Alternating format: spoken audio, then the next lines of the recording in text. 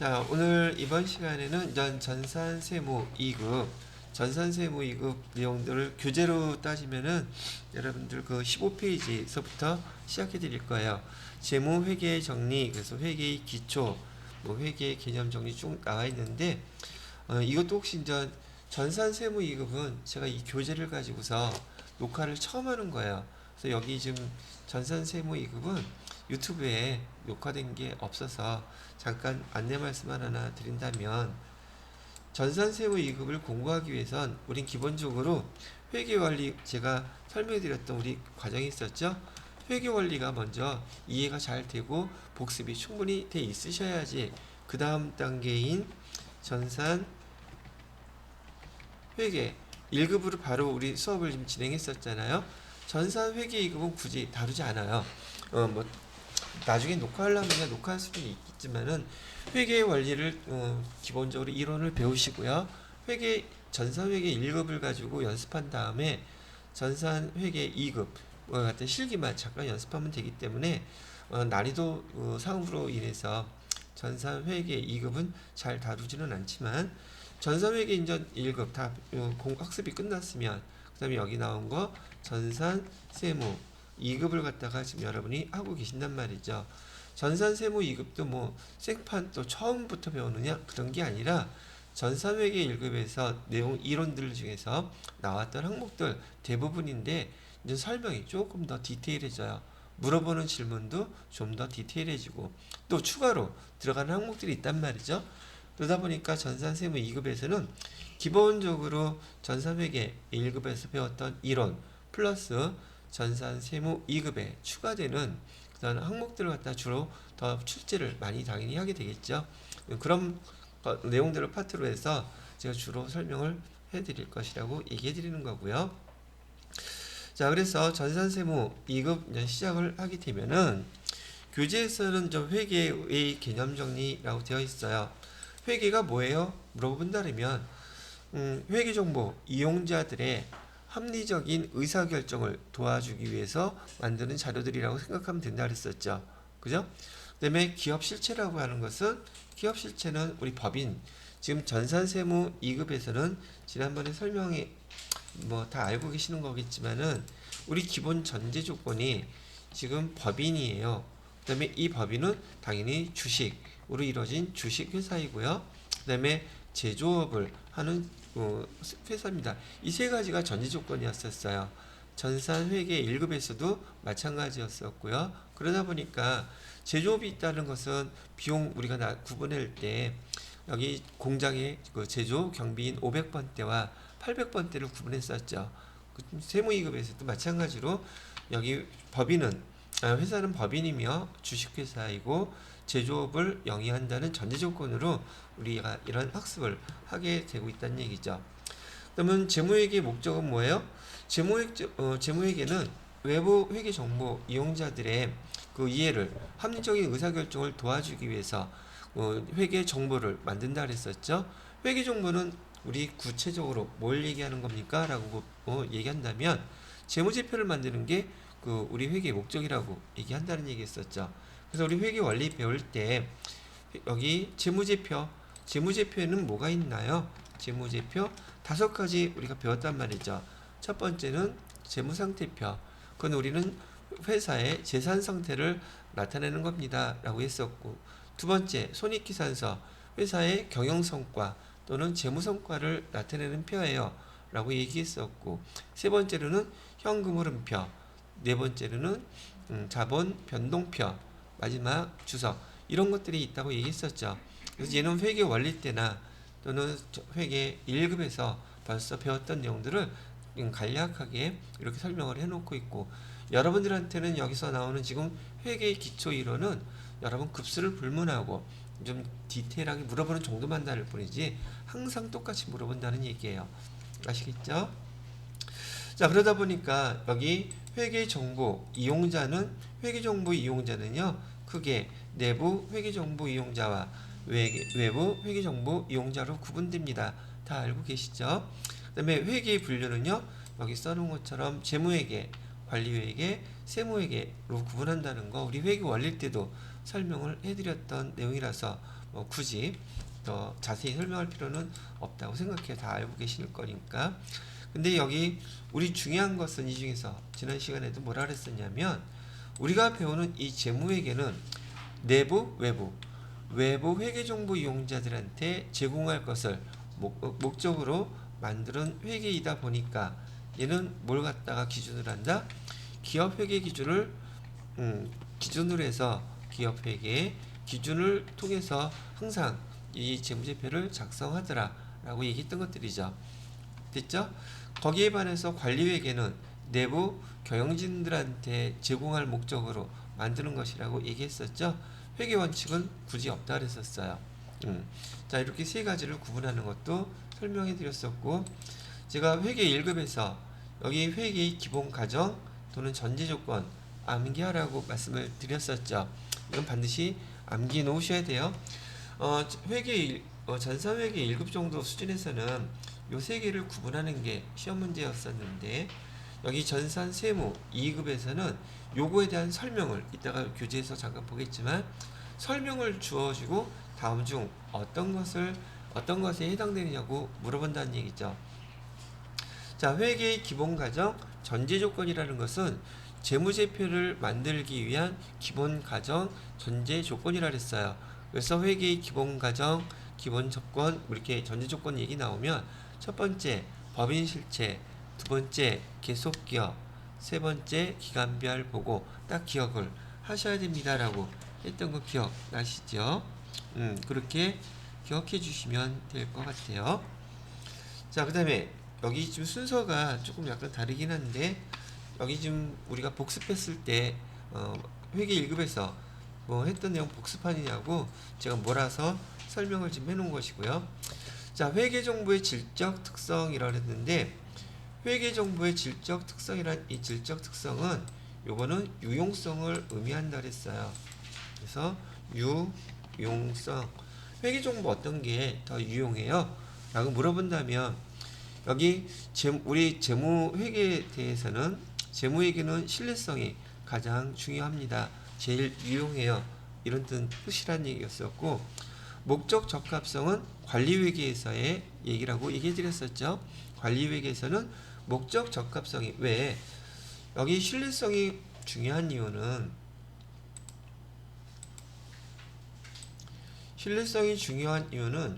여기 원래 조건 자체가 얘는 지금 재무회계에 대한 것이라 했었잖아요. 재무회계에 대한 것이고 재무회계는 외부 회계정보 이용자들한테 제공할 것을 목적으로 하니 당연히 신뢰성 있는 게 가장 중요한 핵심적으로 유용한 정보라고 얘기해 드렸던 것이고요. 그 다음에 여기 목적 적합성이라고 얘기하는 것은 지금 얘는 재무회계 중에 회계가 아니라 관리회계라고 했었죠. 얘는 관리회계에서는 목적 적합성이 가장 중요하다고 그랬는데 그 이유는 이 관리회계는 내부 회계정보 이용자인 경영진들한테 제공할 것이니까 당연히 여기 목적 적합성 그네들이 요구하는 목적대로 만들어서 제공을 해줘야지 회계정보가 유용하다고 얘기해 드린 거예요. 자, 그렇다면 여기 신뢰성 재무회계에서 신뢰성이 가장 유용한 정보인데 얘를 보강하는 그 특성 세 가지가 있다 그랬죠. 얘는 보강적 특성이라고 부르는 건데 표현의 충실성, 검증 가능성, 중립성 세 가지가 있었고요. 목적 적합성에 해당되는 것으로는 예측 가치, 피드백 가치, 적시성 세 가지가 있다 그랬었죠. 그래서 회계 1급 수준에서는 여기 시험 문제 낼 때 여기에 서로 성격이 같은 거 다른 거 섞어놓고서는 해당되는 거 찾으라는 게 시험 문제였었고 여러분들이 자격시험 지난번에 준비하시면서 기출문제들에서 많이 보셨었을 거예요. 연습하시면서 이렇게 물어봅니다. 여기 신뢰성이나 목적 적합성은 회계정보의 질적 특성 중에서 재무회계인 경우에는 신뢰성만 있어야 된다? 이런 건 아니라 그랬어요. 재무회계에 대해서도 신뢰성도 있어야 되고 목적 적합성도 있어야 돼요. 근데 어떤 게 더 우선하다? 근본적으로 신뢰성이 더 중요하다는 뜻이고요. 여기 목적 적합성은 관리회계에서 목적 적합성이 좀 더 우선적으로 중요하다, 유용하다라고 얘기하는 것이지, 여기 관리회계 내에서도 신뢰성은 당연히 있어야 되는 겁니다. 이렇게 물어보는 것들 차이를 갖다가 보통 세무2급에서 지금 질문하는 내용들이에요. 그러면 만약에 여기 재무회계에서 여기 신뢰성은 아주 높은데 목적 적합성이 전혀 없다면, 그럼 이제는 신뢰성만 있으니까 회계 정보로서의 유용성이 있느냐 물어본다면, 예, 그건 유용성 없다고 보는 거예요. 신뢰성만 있으면 안 된다는 얘기고요. 양쪽 다 갖고 있어야 된다는 얘기를 하는 것이랍니다. 자, 그래서 여기 이제 교재에서 보시게 되면 얘가 어디에 나오게 되냐면 재무제표의 기본 요소에 대해서 나오는데, 지금 제가 여기 나오는 대로 순서대로 한번 정리를 해놓고요. 교재는 이제 하나씩 보면서 내용들을 갖다 다시 한번 검토해야 되겠죠.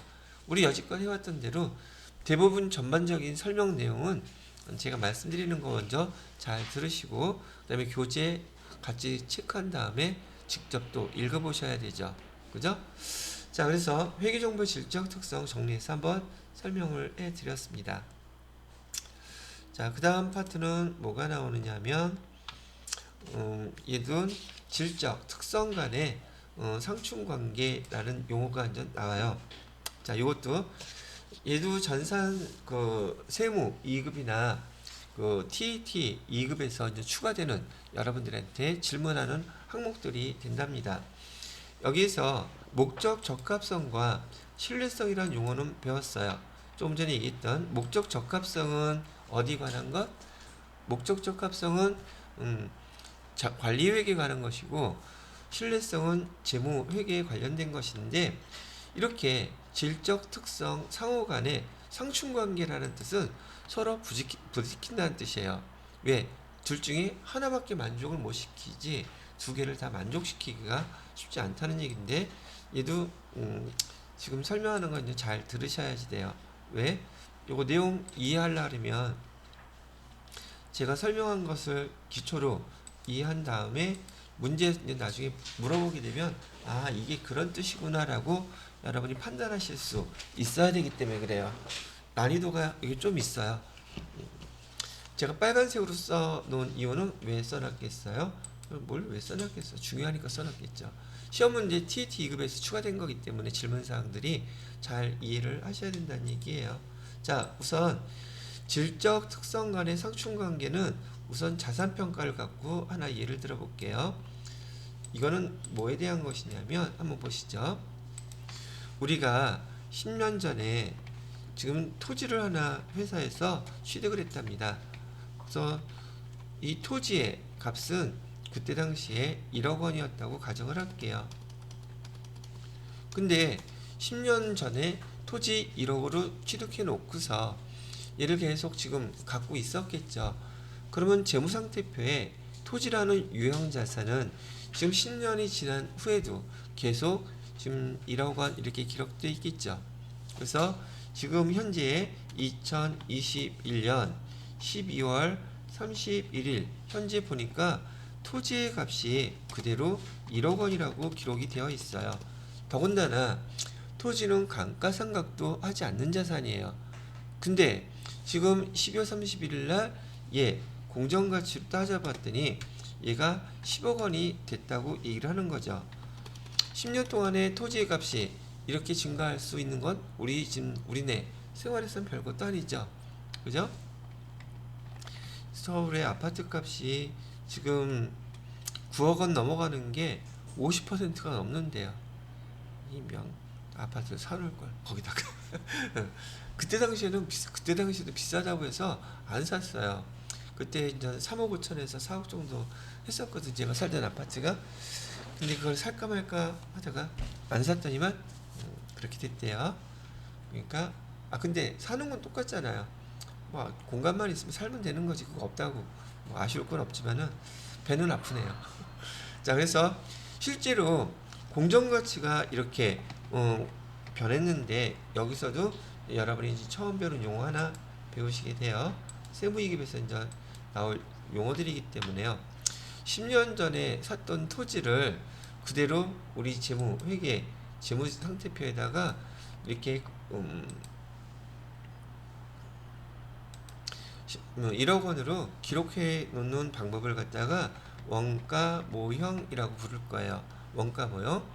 그 다음에 지금 공정가치는 10년이 지난 후 지금은 얼마라고 되어 있냐면 10배가 올라서 10억 원이라고 이렇게 써놨다면 요 금액으로 우리가 만약에 장부에 고쳐서 쓴다 그러면 얘는 재평가 모형이라는 말로 사용할 거예요. 유형자산에 대해서는 재무회계에서 기업회계 기준에서 이렇게 원가 모형으로 기록하는 것도 인정해주고 있고요. 그다음에 재평가 모형으로 이렇게 기록하는 것도 인정을 해주고 있답니다. 근데 대부분의 회사는 굳이 내가 뭐 도움이 될 것도 아닌데 재평가 모형을 적용하려고 하면 우리 단기매매증권처럼 매년 12월 31일이 되잖아요. 이 값어치를 평가를 해야 돼요. 단기매매증권 같은 경우에는 우리가 인터넷에서 자료 그 12월 말일날 그 종가를 갖다 쓰면 되지만 여기 토지나 건물 같은 경우 재평가를 하려면 감정평가사한테 돈을 주고 평가를 해야 된단 말이죠. 근데 나한테 도움되는 것도 없는데 굳이 매년 결산할 때마다 재평가 모양을 적용시켜서 돈 쓸 일 없겠죠. 그러니까 이렇게 안 한단 말이죠. 특별한 목적이 없으면. 그래서 대부분 다 많은 회사들에서는 이렇게 원가 모형을 사용한답니다. 근데 이 회사에서 예를 들어서 건설업을 하는 회사인데 그 회사의 자산이 얼마 일정한 금액이 되면 아니면 반대로 되지 않으면 어떤 공사에 참여할 수가 없어.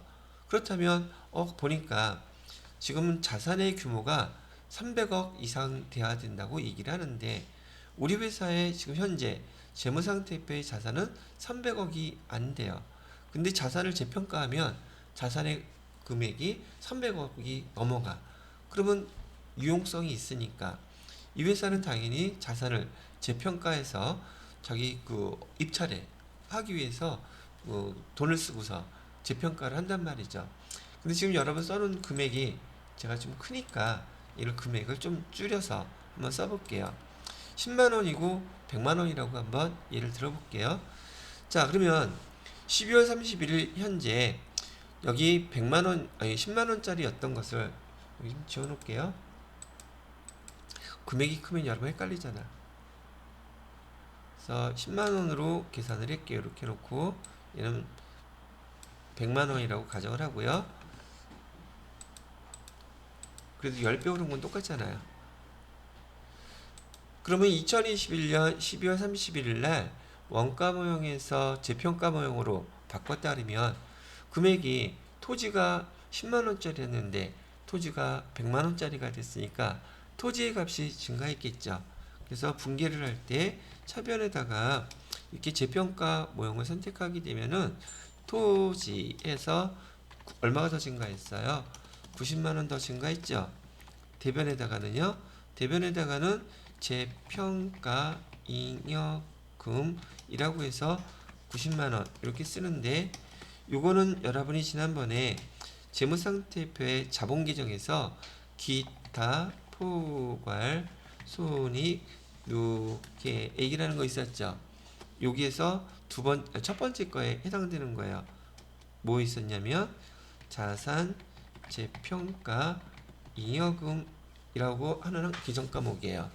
그래서 재평가 잉여금은 자본계정이라는 것도 이제 정확히 알고 계셔야 되고 제가 전산회계 1급에서 여러분들한테 자산 거기 계정들 정확히 잘 암기하라고 쓰는데 그 중에서 자본계정 만약에 까먹으셨다면 이따가 연습할 때 다시 자본계정 정확히 암기해 놓으세요. 왜? 세무 2급서부터는 자본계정의 시험 문제가 아주 많이 나와요. 그래서 다시 한번 얘기해 줘. 재평가 잉여금은 원래 거기 제가 자산 재평가 잉여금 써드렸지만 여기 앞에 자산이라는 거 여기 나와 있죠. 그래서 굳이 자산 재평가 잉여금이라고 안 쓰고 그냥 재평가 잉여금이라고 쓰는 거예요. 그리고 잊어버리지 말아야 될 거 재평가 잉여금은 자본계정 중에서도 어디에 해당되는 거? 기타 포괄 손익 누계액에 있는 자본기정이라는 거 잊어버리시면 이제 안 돼요. 되셨죠? 그러면 이렇게 기록을 하게 되면 원가 모형에서 재평가 모형으로 바뀌게 된 거예요. 자, 그러면 지금 여기 원가 모형이라면 우리가 10년 전에 이 토지를 취득할 때 기업회계 기준에 의해서 증빙서류도 다 있고 정확하게 잘 기록을 했겠죠. 그죠? 신뢰성도 있죠.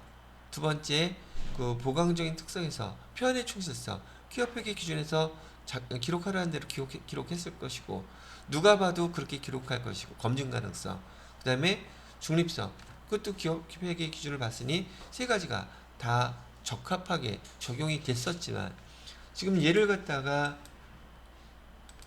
재평가 모형으로 이렇게 바꿨어요. 그럼 100만 원이라는 게 지금 그 산 금액 있어요, 없어요? 없죠? 현재 가치는 반영하고 있지만 여기 아까 얘기했던 그 신뢰성은 떨어진다는 얘기죠. 모든 증빙 자료가 벌써 10년이 지난 가격을 지금 기록해 놨기 때문에. 그래서 여기서 보시게 되면 자산을 평가할 때 신뢰성, 원가법이라고 하는 건 원가 모형을 뜻하는 거고요. 여기 공정가치를 뜻하는 것은 지금 재평가 모형을 뜻하는 것인데, 얘를 맞추자니 신뢰성은 높아지겠지만 공정가치라고, 여기 목적 적합성은 현재의 가치를 갖다가 반영하는 게 여기 목적 적합성이에요. 재무제표에서, 특히 재무상태표에서. 그러면 원가 모형은 신뢰성은 높지만 목적 적합성은 떨어지죠. 현재 가치를 반영 못하고 있잖아요. 그죠? 아니, 우리 재무상태표에서 단기매매증권도 12월 31일 날 가격으로 다 반영했잖아요. 근데 얘는 왜 안 하느냔 말이에요.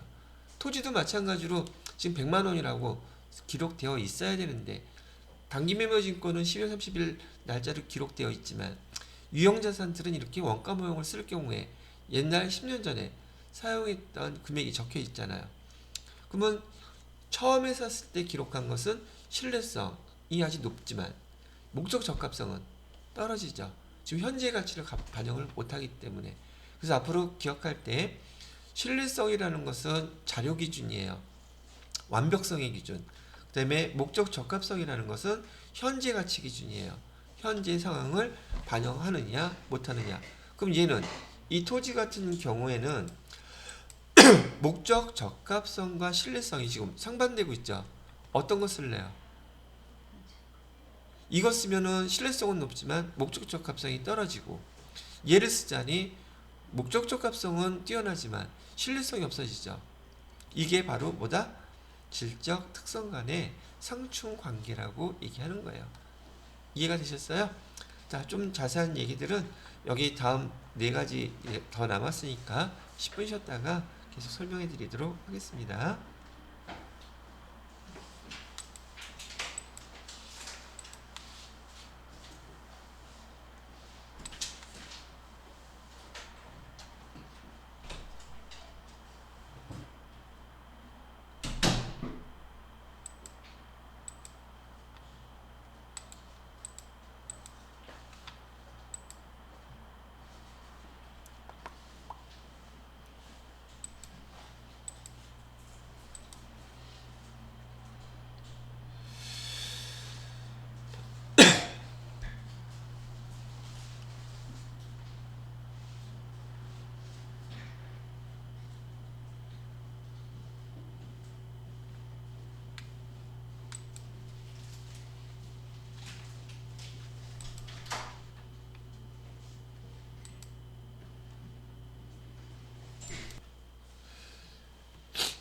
자, 그래서 여기 자산 평가는 첫 번째 그 질적 그 특성 상충 관계를 따질 때요. 이렇게 기억하시면 돼요. 신뢰성이라는 것은 기업 회계 기준에 따라서 모든 증빙 서류 거래가 일어난 그런 상황에서 우리가 배웠던 대로 기록하는 게 바로 신뢰성이에요. 왜? 기업 회계 기준에 따라서 회계 처리할 테니까. 그러나 이렇게 토지라는 그 대표적인 자산을 하나 봤을 때 재무제표 안에서도 이렇게 공정가치로, 원래 재무상태표의 뜻은 그 시점에서의 재산가치죠. 근데 토지 같은 경우는 어땠어요? 토지는 지금 10년 전에 금액으로 10만 원 이렇게 기록되어 있었지만 얘가 공정가치로는 지금 얼마짜리라는 얘기예요? 100만 원짜리라는 얘기예요. 그러면 공정가치가 반영이 되어 있어요? 안 돼 있잖아. 이렇게 신뢰성과 목적 적합성 이렇게 기억을 해두시면 자산평가의 대표적인 토지를 가지고서 아까 제가 원가 모형이다 이제 용어를 갖다 나중에 계속 나오게 되면 지금 설명해 드렸으니까 토지 얘기하는 거구나. 건물이나 그 다음에 재평가 모형이다.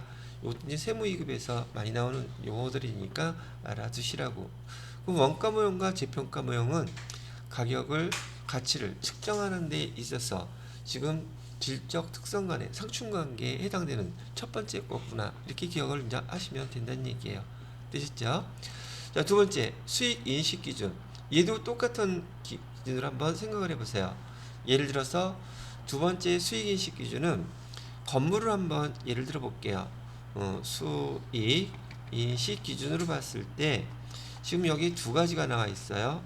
하나는 진행 기준, 또 하나는 완성 기준. 자, 이거 한번 따져볼게요. 진행 기준이라고 하면 건물 같은 경우 질 때 1층 짓고 2층 짓고 3층 짓고 이렇게 할 때마다 수익을 인식하는 게 그게 저기 공정가치, 현재 가치를 더 잘 반영하겠죠. 아니면 다 완성된 다음에 수익을 인식하게 되면 정확하기는 하겠지만 지금 중간에 계속 발생해 왔던 그 중간에 그 수익들을 인식을 안 했으니 공정가치는 떨어지겠죠. 공정가치로 저기 목적 적합성에 맞지 못하다는 얘기예요. 그러면 여기서 얘기하는 완성 기준은 신뢰성은 높지만, 그죠? 여기 진행 기준으로 했을 때는 뭐가 높다? 진행 기준으로 했을 때는 목적 적합성에서는 얘가 더 맞다는 얘기죠. 목적 적합성. 목적 적합성은 뭐에 가까운 거? 공정 가치에 가까운 걸 뜻하고, 신뢰성은요. 신뢰성은 완성됐을 때 기록하니까 우리 재무제표에 반영하는 모든 자료를 근거로 해서 회계 처리하니까 신뢰성은 높죠. 그러나 목적 적합성은 떨어진다는 얘기예요. 그러면 어떤 방법을 쓰냐? 우리 회계에서는 두 개 다 써요. 쓰긴 쓰는데 이렇게 우리 재무제표 간에도 질적 특성이 이렇게 상충이 되더라는 얘기를 하는 거예요. 수익을 인식하는 과정에서도. 또 세 번째 거에 보시면 손익 인식이라고 되어 있는데, 손익 인식은 발생주의로 기록하는 발생주의와 여기 현금주의가 있는데, 자, 우리 대표적으로 이자 수익 한번 얘기해 볼게요. 이자는 실제로 돈을 받지 못했는데 이자 수익으로 인식을 하죠. 그러면 우리가 받을 거를 현재 가치를 그대로 반영하니까 목적 적합성은 높아요. 그죠? 현금의 이자 수익을 우리 손익의 예상에 해당되는 거예요. 손익의 예상에 해당되는 계정 과목으로서 지금 3개월 예를 들어서 12만원 1년에 이자를 12만원 주기로 했다고 그랬었는데 10월 1일부터 지금 12월 31일까지 결산하는 시점에 3개월 이자가 발생했다면 3만원은 이자 수익 이렇게 하기로 했었죠. 그죠? 이렇게 기록하는 것이 지금 목적 적합성에 더 가까울까, 신뢰성에 가까울까? 얘는 목적 적합성에 가깝다는 얘기예요. 지금 현재 가치를 그대로 반영하고 있으니까 수익으로. 목적 적합성. 그래서 여러분이 기억할 때 공정가치에 가까운 거, 현재 가치에 가까운 게 그게 바로 목적 적합성이다. 그 다음에 현금주의를 쓰게 된다면 현금주의는 12월 31일 인식 안 하죠. 그리고 다음에 9월 31일이 돼야 현금 받았을 때 현금, 그 다음에 대변에 이자 수익 이렇게 기록하겠죠.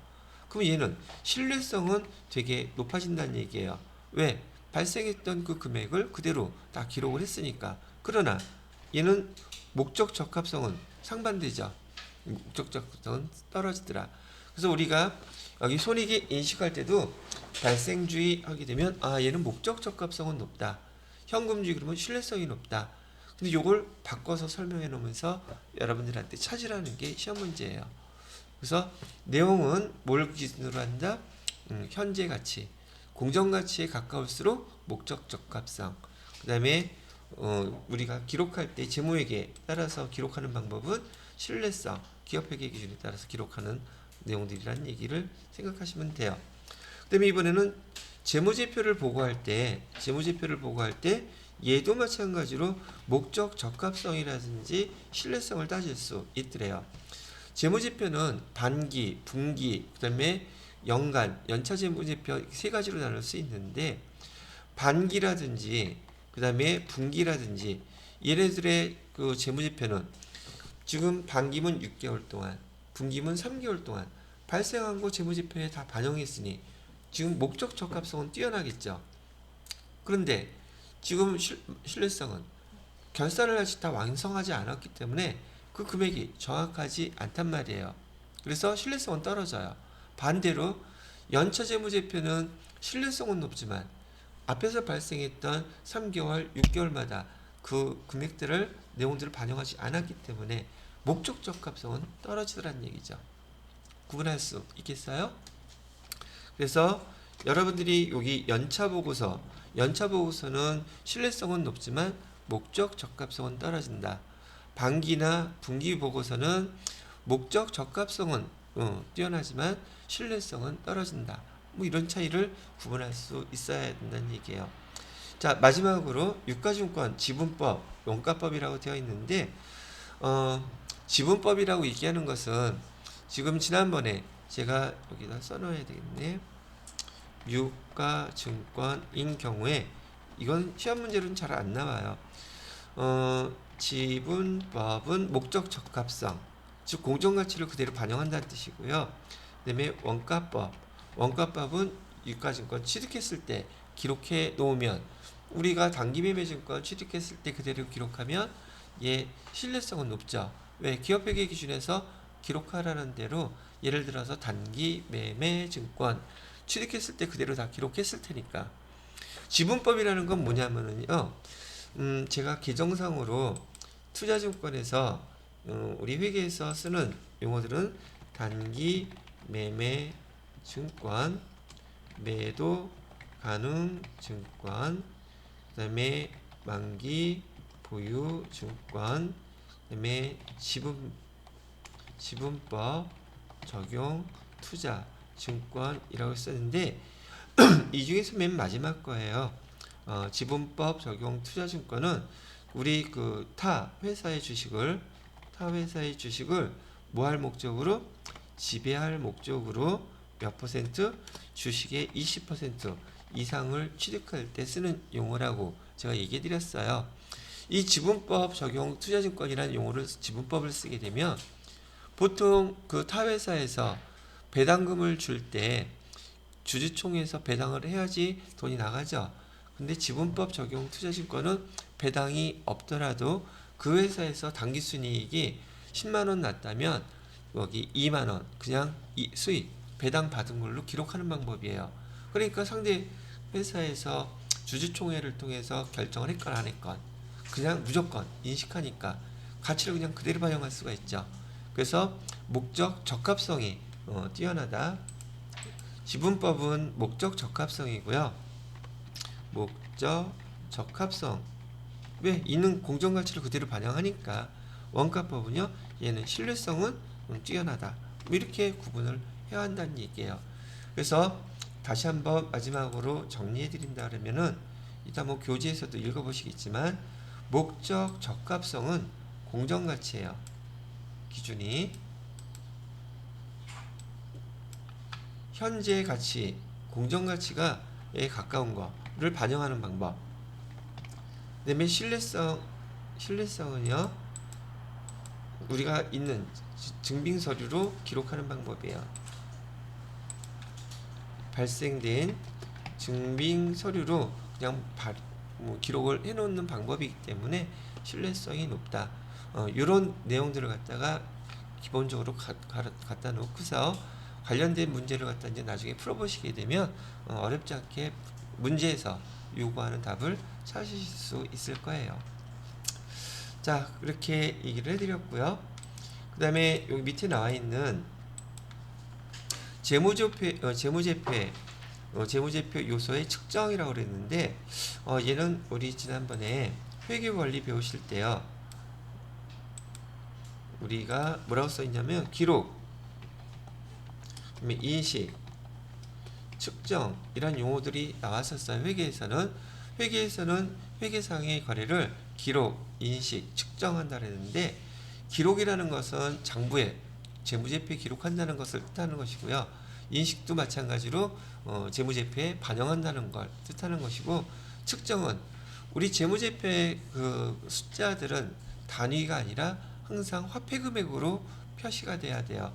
근데 우리가 배우는 용어들의 재무회계에서 쓰는 용어들이 어떻게 썼었냐면, 여기 우리 취득원가라는 용어는 상품을 우리가 취득하거나 유형자산을 취득하거나 할 때, 재고자산 취득하거나 할 때 취득원가라는 말 사용했었죠. 이 취득원가에는 부대비용 다 포함됩니다 라는 것도 그 용어들 배웠었고요. 두 번째, 공정가치를 얘기했을 때는 단기 매매증권에 대한 평가할 때 공정가치라는 용어 사용했었어요. 그때 사용했던 용어고요. 그 다음에 여기 기업 특유의 가치 또는 사용가치라고 나와 있는데, 얘는 조만간에 제가 세무 2급에서 손상차손이라는 용어 할 때 설명을 해드리도록 할게요. 기업 특유의 가치라든지 여기 사용가치라는 용어는 우리 유형자산의 그 측정을 할 때 재무회계에서는 손상, 차손이라는 것을 인식하게끔 되어 있거든요. 이는 세무 2급에 포함된 추가된 항목이기 때문에 차후에 유형자산 나올 때 그때 설명을 해드리도록 하겠습니다.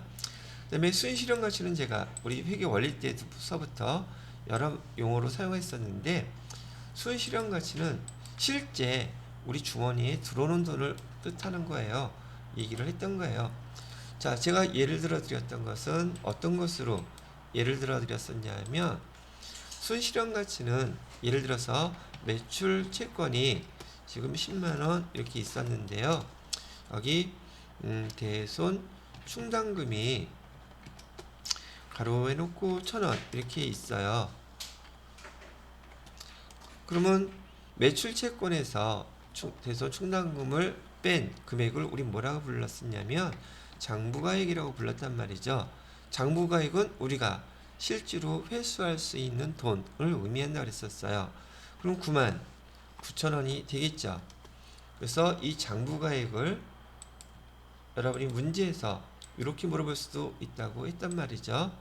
이 말뜻을 제대로 이해하고 있는지 알기 위해서 장부가액이라는 용어 대신에 회수 가능액은 얼마입니까? 이렇게 물어보는 경우도 있다고 그랬었고요. 그 다음에 실현가치는 얼마 죽지요? 이렇게 물어볼 수도 있다 그랬어요. 순실현가치, 회수가능액, 바로 이 장부가액의 다른 말이기도 해요. 순실현가치로는 실제로 우리가 받을 수 있는 금액을 뜻하기도 하고, 여러분이 원가 회계에서 이제 또 나올 건데, 이 순실현가치는 또 이렇게도 표현할 수가 있어요. 자, 우리가 제품을 파는데 12만원 이래요. 근데 얘를 팔기 위해서 일정한 그 가판대를 빌렸어요. 그래서 거기서 비용으로 얼마를 줘야 되느냐면 2만원은 우리가 비용으로 써야 된대요. 그러면 실제로 우리가 번 돈은 얼마가 되는 거예요?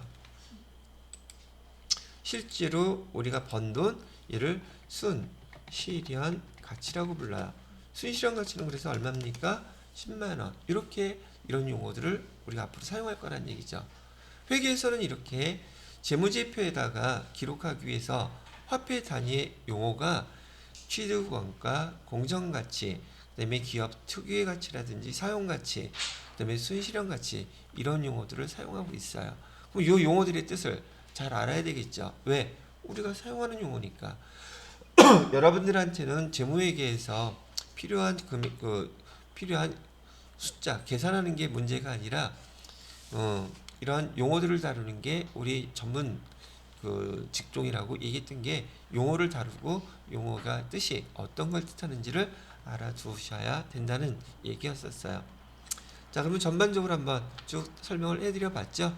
예, 설명 들은 내용을 좀 이따가 교재를 통해서 읽어보시고 문제에서 어떤 식으로 문제에서 물어보는지 문자로 질문도 한번 여러분이 생각을 해보셔야지 되겠죠. 자, 이번엔 요건 끝났고요. 이거 지워져 되겠죠? 자, 마지막 첫 번째 문제 파트에서 나와 있는 게 뭐가 있냐면 우리 배웠던 거 회계 원리 때부터 지금 현재 여러분 재무제표의 종류 5가지는 다 외우고 계시죠? 그 다음에 재무제표의 특징도 다 알고 계셔야 되겠죠? 재무제표 5가지 중에서 재무상태표 첫 번째, 재무상태표의 구성 요소는 자산, 부채, 자본 알고 계시죠? 그 다음에 자산과 부채는 유동과 비유동으로 구분한다. 자본의 분류에서 자본의 분류 5가지도 기억하셔야겠죠. 지금 여기 이렇게 나갈 때 지난번에 못 외우신 분이 있다면 꼭 외우세요. 세무 2급에서는 자본 계정 상당히 중요하다 그랬어요. 세무 2급뿐만이 아니라 나중에 외우시는 세무 1급에서도 상당히 중요해요.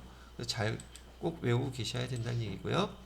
자, 자본의 분류 참고 삼아 제가 한번 써드릴 테니까 그 세세한 내용들은 꼭 외우시라고 얘기해 드리는 겁니다. 자본의 분류는 법인인 경우에 크게 5가지로 구분한다 그랬어요. 첫 번째는 자본금. 자본금은 주식수 곱하기 액면가액으로 사용하라고 얘기해 드렸었고요. 두 번째로는 자본잉여금이 있었죠. 자본잉여금에는 뭐뭐 있어요?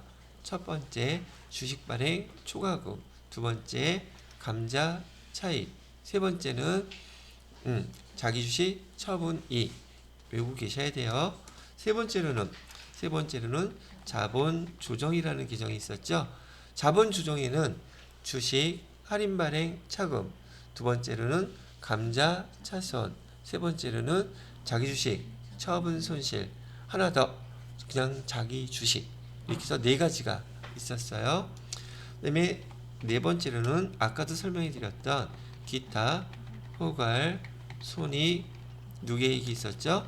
기타 포괄 손익 누계액에 얘는 중요하니까 첫 번째 게 자산 재평가 잉여금이라고 했었죠. 근데 자산이라는 용어는 실제로 안 썼죠. 그냥 재평가 잉여금이라고 써요. 그게 자산이라고 했는데 아까 얘기했던 토지일 수도 있고 건물일 수도 있어요. 그다음에 두 번째가 여러분 시험 문제에서 많이 보시게 될 여기 매도 가능 증권 평가 손익기정이라고 했었죠. 매도 가능 증권 평가인 것만이에요. 단기 매매 증권 평가, 단기 매매 증권 처분, 그다음에 매도 가능 증권 처분, 얘네들은 다 손익기정이에요. 근데 매도 가능 증권 평가만 여기 자본기정이라는 거 잊지 마시고요. 시험 문제 아주 많이 출제돼요. 그다음에 해외 자산 환산 손익.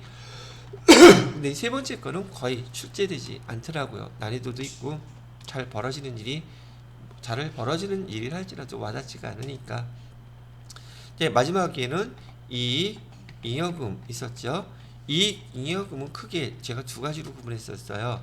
정기 2월 미처분 이익 잉여금. 그 다음에 이 부분 약하신 분들은 전산회계 1급 때 제가 자본계정 설명해 드렸던 거 꼭 들으시고요. 그 다음에 또 하나는 단기 손익에 해당되는 거 순이익이 되겠죠. 순이익은 이익잉여금 여기에서 구분되는 마지막 항목들이었어요. 자, 다시 한번 여기 자본의 분류 규정은 자본규정은 세무 2급 이상에서는 거의 매번 주로 많이 출제되는 규정이니까 시험 문제 목적으로 잘 외워두시라고 얘기했습니다. 자, 이렇게 재무제표의 종류 중에서 우선 재무상태표 설명을 해드렸고요. 그 다음에 먼저 알고 계시는 이번엔 손익계산서. 재무상태표는 일정 시점, 회계 원리 때 배웠던 얘기죠.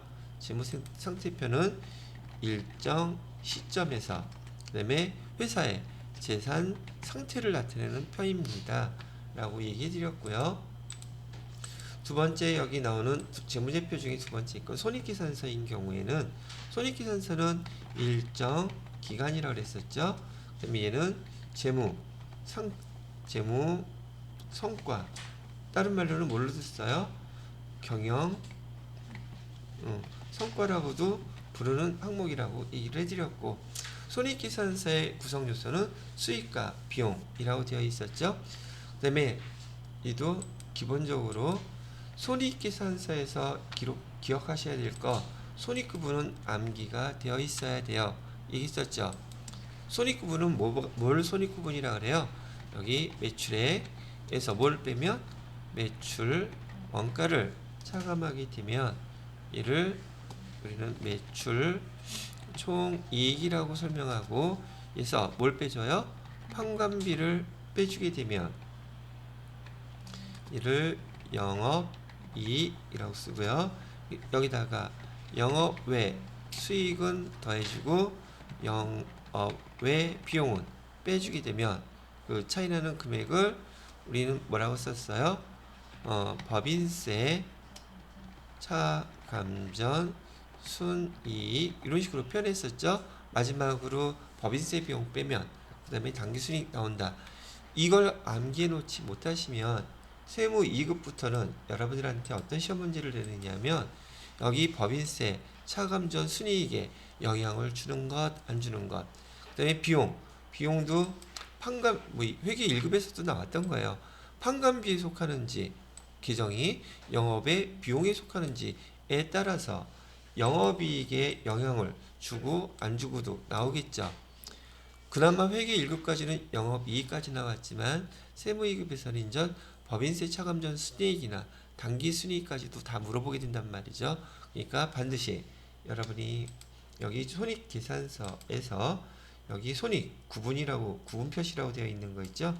바로 이 구분 표시가 지금 얘를 나타내고 있는 거예요. 이렇게 외우시라고요. 자, 그 다음에 기간배분 얘기가 나오게 되면 우리 원가계산도 이제 배우셨죠.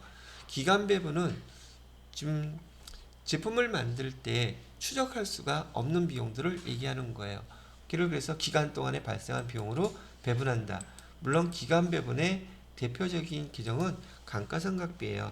감가상각비는 예를 들어서 차량 운반구 500만원짜리 샀는데 올해 다 비용으로 하는 게 합리적이겠습니까? 내용연수 5년 동안 만약에 사용한다면 5년 동안의 그 금액들을 나누어서 비용 처리하는 게 합리적이겠습니까?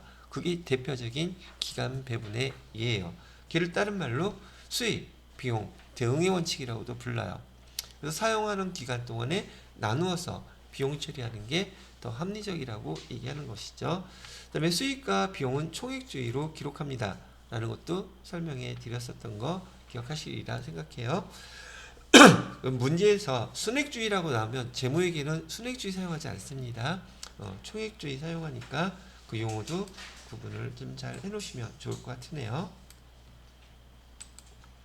자, 그 다음에 이렇게 지금 우리 재무회계에서는요, 특히나 여러분 여기 전산자 들어간 우리 전문 그 자격 시험에서는 대부분 재무상태표와 손익계산서가 여러분에 대한 대부분의 시험 문제예요. 여기 현금흐름표 정리만 해드리면, 여기 현금흐름표는요, 얘가 작성된 게 뭘로 작성돼 있어요?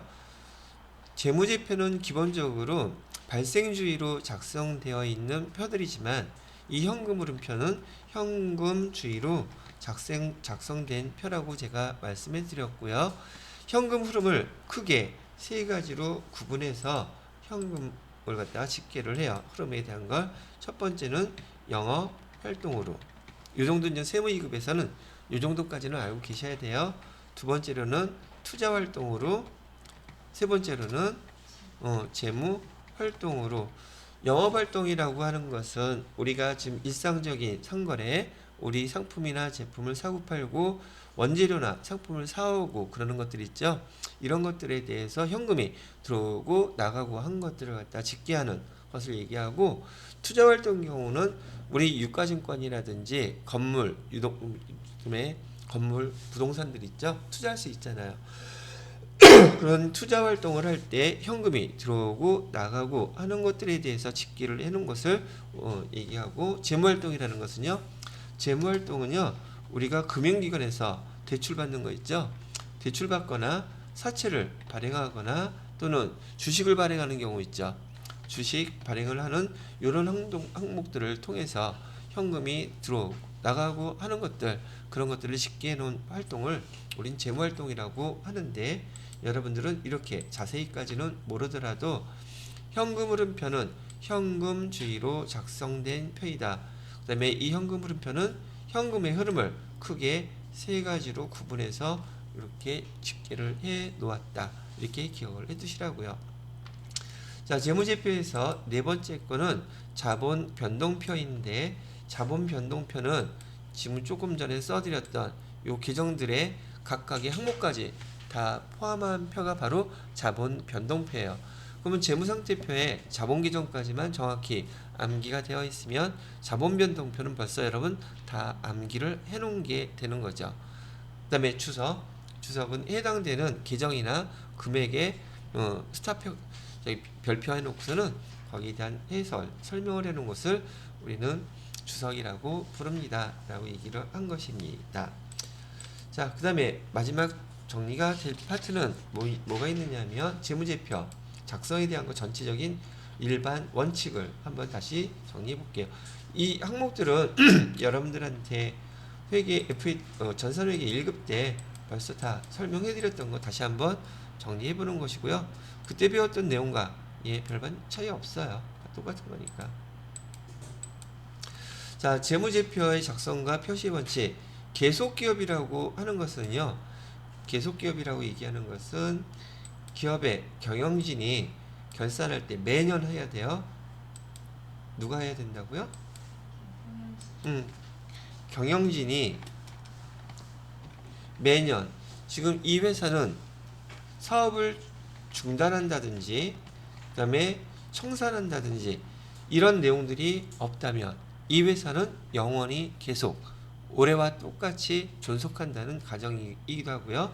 재무제표는 이렇게 계속 기업의 측면에서 작성하라는 얘기예요. 두 번째, 작성 책임은 누구한테 있다?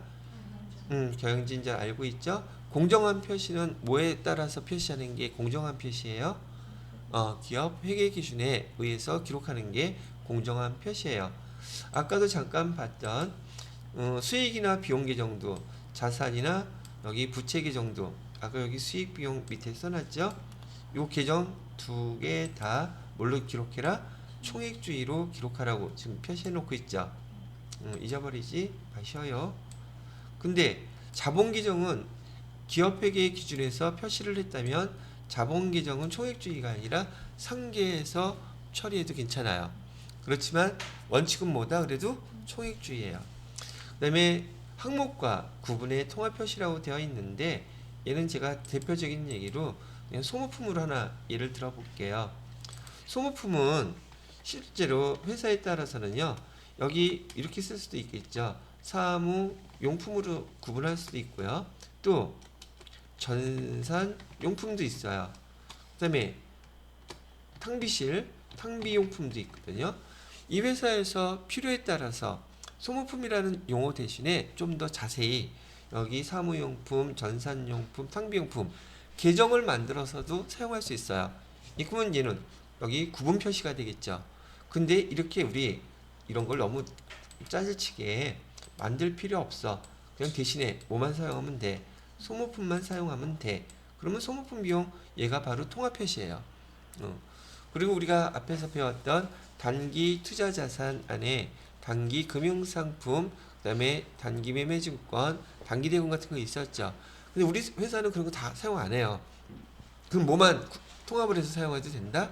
단기 투자 자산 이렇게 사용해도 된다는 얘기예요. 자, 그다음에 재무제표를 작성하시게 되면 여러분 회계 1급이나 우리 FAT 공부 시험 볼 때도 마찬가지 여기 프로그램들 봤죠?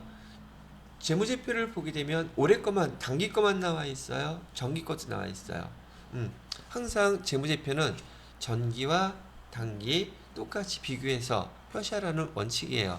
여기 지금 일반적인 원칙이라고 했죠. 재무제표 작성하고 표시할 때 이 원칙을 지켜야 한다는 얘기예요. 되셨나요? 그리고 올해 단기에 3개월 거를 보고 싶다면 비교할 때는 정기 거도 3개월 것만 해야 되겠죠.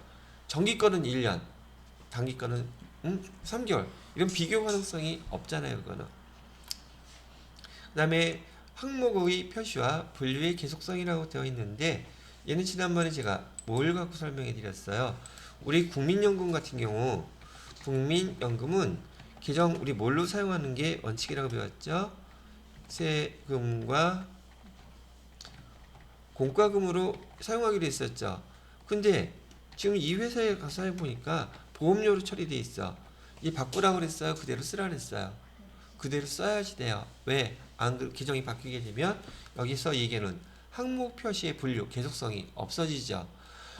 그리고 이 항목을 갖다가 기업회계 기준이나 공인회계사가 이게 틀렸다고 하지 않는 이상 계속 항목의 분류성, 계속성을 하기 위해서는 그대로 써야 된다는 얘기 해드렸었어요. 재무제표 보고 양식에서 재무제표 보고 양식의 특징, 이것도 회계 원리 때 설명해 드린 것이긴 하지만 제가 여기다 다시 한번 정리해 드려요. 왼쪽에다가는 회사명 쓰라 그랬죠. 그리고 땡땡 회사. 그다음에 손익계산서나 재무상태표 할 때는 여기다가 일정 시점이든지 날짜를 기록해라 그랬었어요. 또 뭐요? 일정 기간 표시해 줘야 되죠. 기억나시죠? 그다음에 맨 오른쪽에다가는 반드시 뭐가 있어야 돼요? 여기 단위가 있어야 되죠. 그다음에 보고 통화 원한지 엔한지 달러한지 이런 거 표시를 했죠. 이렇게 표시하는 거 재무제표 보고 양식 꼭 지키세요 라고 얘기를 하는 거예요. 되셨나요? 자, 그러면 제가 여러분들한테 지금 정리해 놓은 것 중에서 좀 교재를 보면서 하나씩 짚어가면서 정리를 해드리도록 하겠습니다. 자, 교재 15페이지에 보시게 되면 회계의 개념 정리라고 되어 있죠. 그러면 회계 정의, 회계정보 이용자들한테 경제적 실체에 대해서 합리적인 의사결정을 할 수 있도록 유용한 정보를 제공하는 거. 회계정보 이용자는 내부 회계정보 이용자, 외부 회계정보 이용자들은 다 구분하실 수 있으리라고 보고요. 두 번째 회계 분류해 보시게 되면 재무회계와 관리회계 구분되어 있죠. 그죠? 거기서 재무회계의 특징, 관리회계의 특징 별표 하나 해놓으시고 세무 2급에서도 꾸준히 물어보고 있는 항목들이에요. 회계연도는 세 번째, 회계연도는 1년을 초과할 수 있다 없다. 회계 연도는 1년을 초과할 수 없다. 우리 이게 초과할 수 없는 이유가 뭐예요? 초과할 수 없는 이유가 우리 기본 가정에서 우리 기간별 보고의 가정이 있었죠. 절대 1년을 초과할 수 없다. 자, 그다음에 2번에 보시게 되면 재무제표의 종류, 재무제표라고 나와 있고요. 다음 페이지에 보시게 되면 재무제표에 5가지가 있다. 거기다가 혹시 가끔 자주 나온 건 아니었었는데 나온 적이 있어서 두 번째 줄에 보시게 되면 재무제표 중에서 잉여금 처분계산서 또는 결손금 처리계산서는 기업회계기준 바뀌기 전에 국제회계기준을 우리가 받아들이기 전에는 얘가 재무제표였었어요. 근데 지금은 재무제표에 포함된다 안 된다? 지금 재무제표에 포함되지 않고 주석에다가 보고하게끔 되어 있어요. 참고로 알아두시면 되겠고요. 자, 이번에는 종류. 재무제표의 종류에는 재무상태표, 그다음에 손익계산서 순서대로 쭉 나올 것인데요. 그 중에 첫 번째 재무상태표를 보시게 되면 우리 많이 배웠던 거기 첫 번째 줄에 일정 시점 키워드죠. 그다음에 재산 상태를 보고하는 표입니다. 재무상태표 등식은 자산은 부채 더하기 자본입니다. 설명되어 있고 재무상태표의 기본 구성 요소는 자산, 부채, 자본 이렇게 구분하고요. 자산과 부채는 유동성 큰에다가 동그라미 쳐놓지 다 기억하시는 것들이죠. 유동성이 큰 거, 즉 현금화되기가 쉬운 순서로 적용하라는 것이 유동성 배열법이라고 설명해 드렸어요. 그리고 자산과 그 자산의 구분을 보면 유동자산과 비유동자산의 구분은 정상적인 영업주기로 구분합니다 라고 해드렸고요. 그 유동자산 안에는 당좌자산, 재고자산. 당좌자산의 뜻은 얘도 마찬가지로 강론 나갈 때 또 정리해드리겠지만, 당좌자산이란 판매 과정이 필요 없이 여기 현금화 가능한 자산을 우린 당좌자산이라고 불렀고, 재고자산은 판매 목적으로 갖고 있는 것을 재고자산, 또 비유동자산에는 투자자산, 유형자산, 무형자산, 기타 비유동자산으로 구분이 되는데, 투자자산은 투자 목적, 유형자산과 무형자산은 사용 목적, 사용 목적이란 말 대신에 영업용 또는 업무용 이런 말로도 많이 표현이 됩니다 라고 얘기해 드렸어요. 그 다음에 밑에 삼각형 되어 있는 것들은 한번 읽어보시면 될 것 같고요. 그 다음에 부채도 유동부채와 비유동부채로 구분이 됩니다. 17페이지에 보시게 되면 자본계정은 그렇게 5가지가 있습니다. 이제는 세무 2급에서는 자본계정은 중요한지라 별표 3개 해놓고 반드시 암기가 되어 있어야 되는 항목들이에요. 그 다음에 니은에 보시게 되면 자산 부채 유동성과 비유동성 1년을 기준이 하는데, 1년이 넘더라도 이런 정상적인 영업주기로 구분한다는 게 우리 키워드라고 얘기했어요. 첫 번째 줄에 1년을 기준으로 해서 유동과 비유동자산 구분하는데, 17페이지에 지금 니은이에요. 그 줄 끝에 보면 다만 정상적인 영업주기 내 판매되거나 사용되는 재고자산과 회수되는 매출채권 등은 보고기간 종료일로부터 1년 이내 실현되지 않더라도 있죠.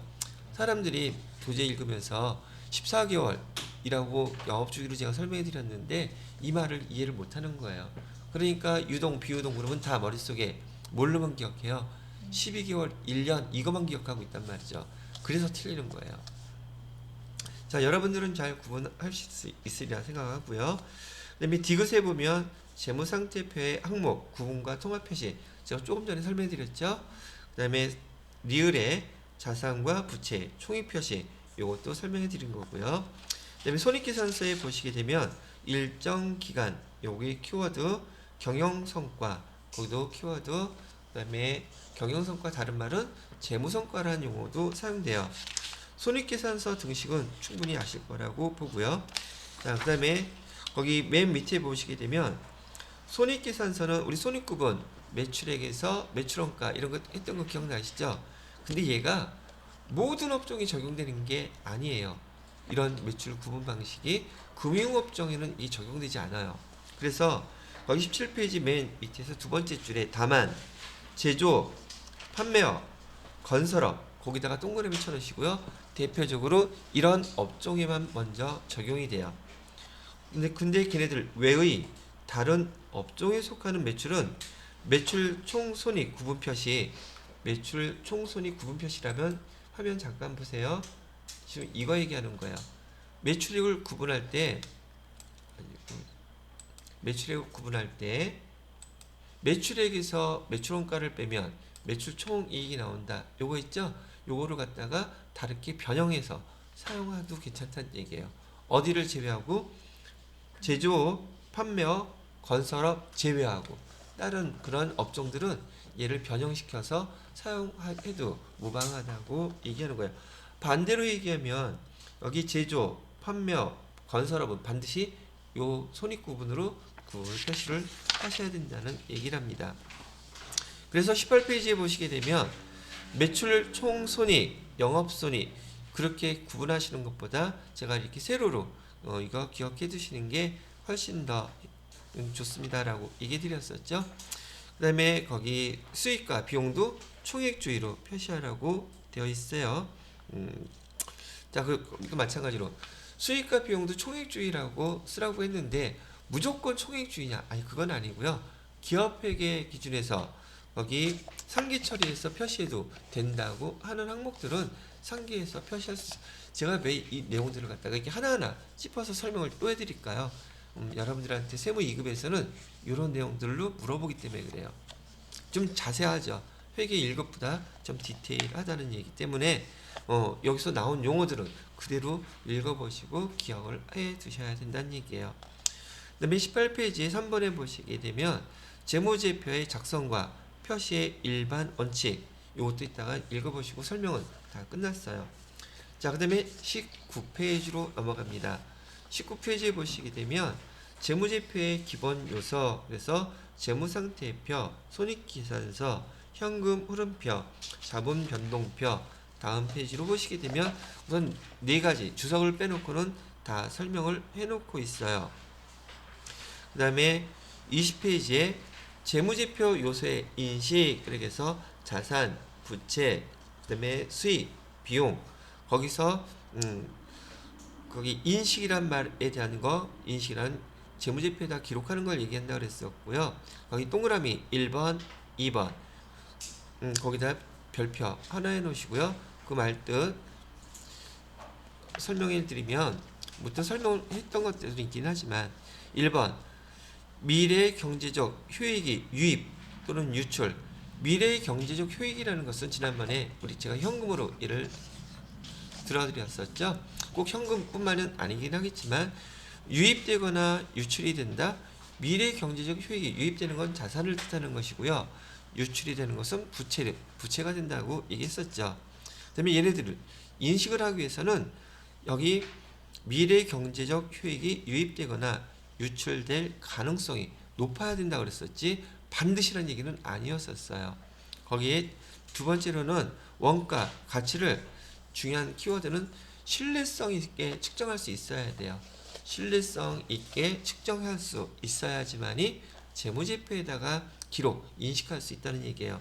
그러면 신뢰성 있게 그 금액을 인식할 수 없다면 기록할 수 없다는 얘기죠. 제가 지난번에 이거 뭘로 예를 들어드렸냐면, 우리 회사가 만약에 소송이 걸렸어요. 소송 10억 원짜리를 할지라도 그 금액을 신뢰성 있게 측정할 수 있어요, 없어요? 그건 상대방이 주장하는 것이지 판사가 판결한 것도 아니고 우리가 예측할 수 있는 금액도 아니니까 재무제표에 기록한다 안 한다? 그런 건 기록하지 않아요. 자, 그 다음에 5번에 보시게 되면 재무제표 요소의 측정, 거기서 쓰이는 용어들, 제가 아까 용어도 설명해 드렸죠. 한번 읽어보시면 될 것 같고요. 그 다음에 기본 가정과 개념 체계라고 되어 있죠. 기본 가정과 개념 체계에 대해서 기본 가정의 21페이지에 보시게 되면 기업 실체의 가정, 법인이라고 생각하시면 된다 그랬고요. 계속 기업의 가정, 그다음에 기간별 보고의 가정, 또 자세히 한번 설명이 나와 있으니까 이따가 시간 드릴 때 천천히 읽어보시기 바랍니다. 그다음에 발생주의 회계는 현금주의 회계하고 제가 구분되는 걸로 설명을 미리 해드렸었죠. 이게 왜 떴어?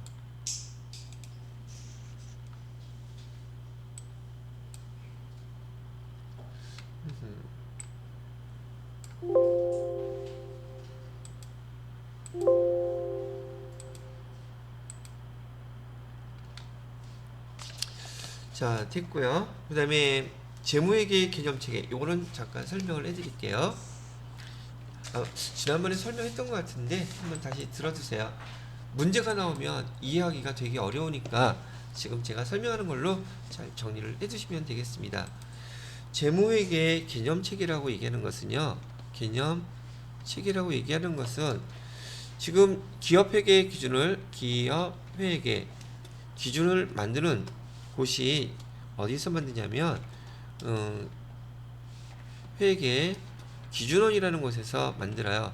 우리 그 법으로 따진다 그러면 여기가 우리 일반적으로 법을 만드는 곳은 우리 국회죠.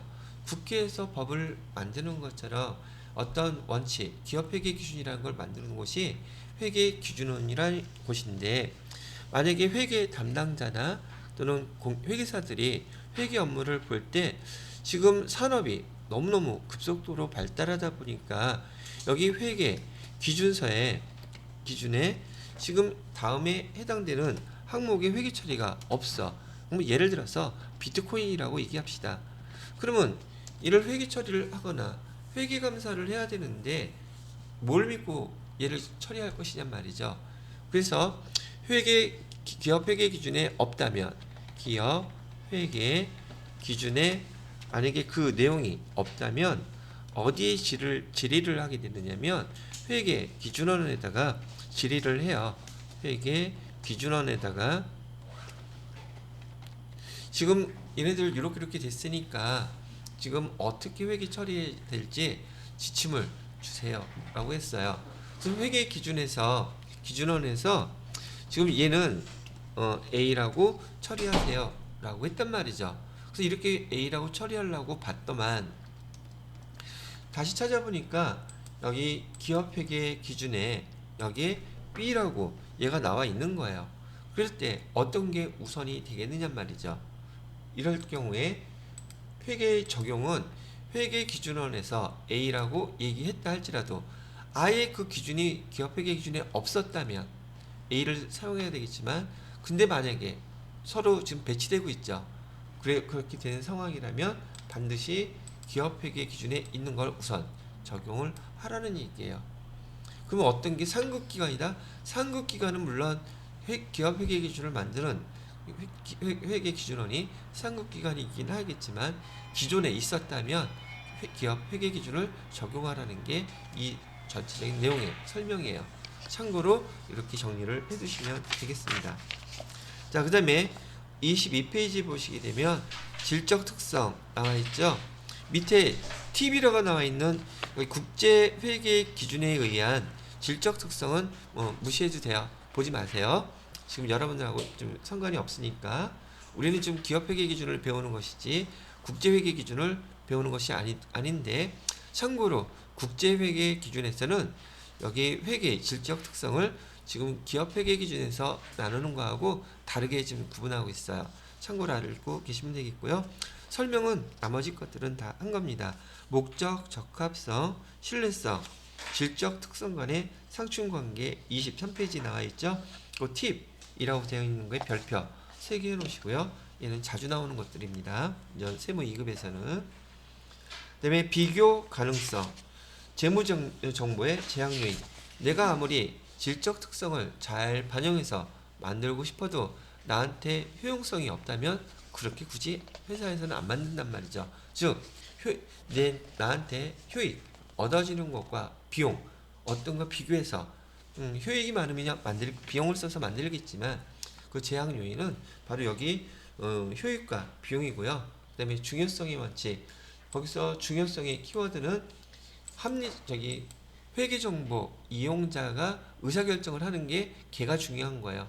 금액이 1억이다 10억이다 금액이 중요한 게 아니라 그러한 정보가 금액이 됐던 또는 금액이 아닌 문자가 됐던 회계정보가 여기 투자하는 회계정보 이용자의 의사결정에 영향을 주는 것이 중요하다. 의사결정에 영향을 주지 않는다? 그럼 중요하지 않은 거예요. 이것도 지난번에 회계 1급 할 때 설명을 일단 해드렸던 내용들인데, 일단 수업 오늘은 여기 이번 시간에는 여기까지만 하고요. 10분 쉬었다가 요거 여러분 꼼꼼하게 읽어보고 또 암기해야 될 것들이 있는지라 다시 한번 확인할 시간 드릴 테니까 반드시 암기하시라고 얘기를 해드리는 겁니다. 아시겠죠? 자, 이번 시간 수업은 여기까지 마무리 짓도록 하겠습니다.